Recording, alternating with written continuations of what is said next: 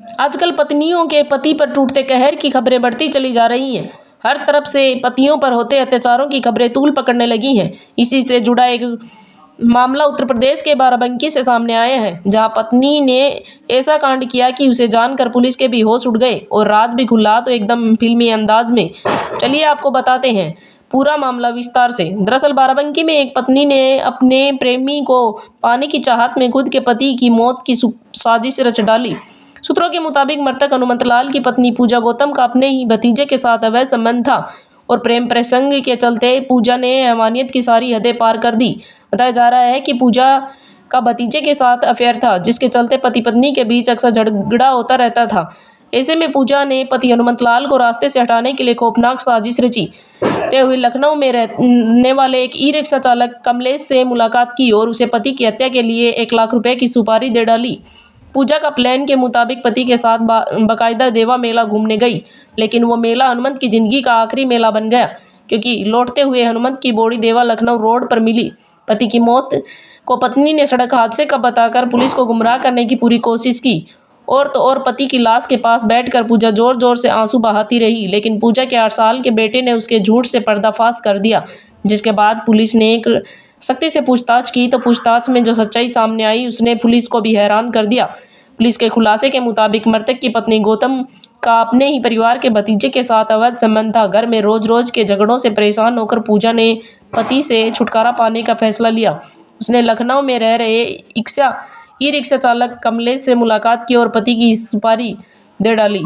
पूरे मामले पर पुलिस का क्या कुछ कहना है, सुनिए, आपको सुनवाते हैं।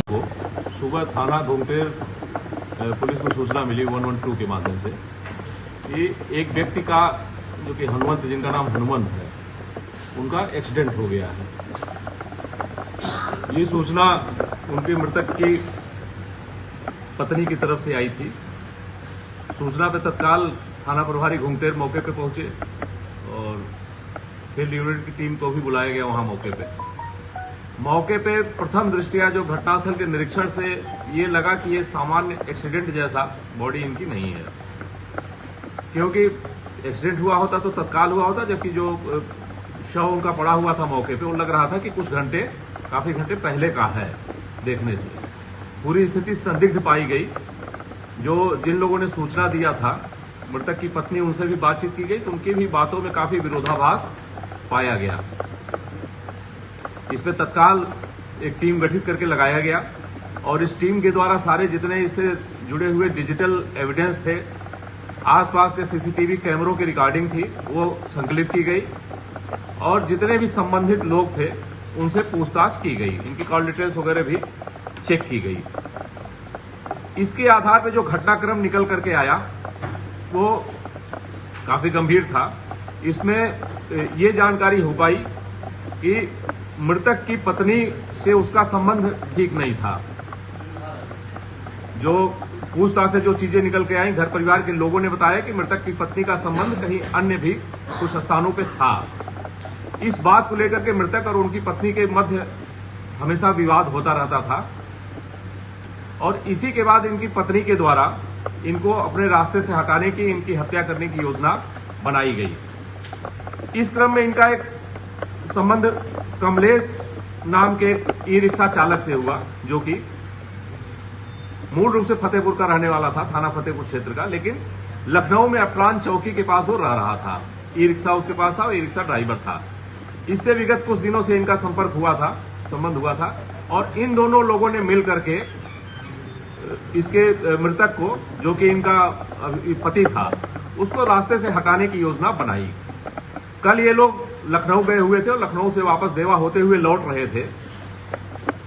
रास्ते में देवा के पास इसने कहा कि मुझे मोटरसाइकिल से आना था इनको, लेकिन बताई कि मुझे ठंडी लग रही है और मैं ऑटो रिक्शा वहां पे था, ई रिक्शा था, ई रिक्शा से जाने के लिए बताया। और जो अभियुक्त कमलेश है, कमलेश का ई रिक्शा एग्जैक्ट उसी पॉइंट पे लगा था जहां पे इसने बाइक रोकी और ये जाकर के अभियुक्ता उसी ई रिक्शा में बैठ गई कमलेश के। वहां से ये उसके ई रिक्शा से चल करके अपने गांव के समीप तक पहुंचे। गांव के पहले का जो एरिया था, मुख्य मार्ग से कट करके इनके गांव पे जो सड़क जाती थी, जो मृतक की पत्नी थी वो ई रिक्शा पे अपने बच्चों के साथ थी और मृतक अपनी मोटरसाइकिल से जा रहे थे। रास्ते में उनको रोक करके वहां पे इन लोगों ने एक राड से उनके सिर पे प्रहार किया। अभियुक्त कमलेश ने और मृतक की पत्नी के द्वारा उनके सिर पे प्रहार किया गया, जिससे वहीं पे वो गिर गए। पूरे घटनाक्रम को हत्या करने के बाद इसको दुर्घटना का स्वरूप देने का इनके द्वारा प्रयत्न किया गया और उसके बाद हत्या करने के बाद रात में वापस ये फिर लखनऊ चली गई उसी ई रिक्शा चालक के साथ और वहां से कुछ घंटे के बाद सुबह पुनः घटनास्थल पे आकर के इनके द्वारा एक्सीडेंट की सूचना दी गई और पुलिस को गुमराह करने का प्रयास किया गया। इस वीडियो में फिलहाल इतना ही। बने रहिए आगे की जानकारी के लिए हमारे YouTube चैनल के साथ।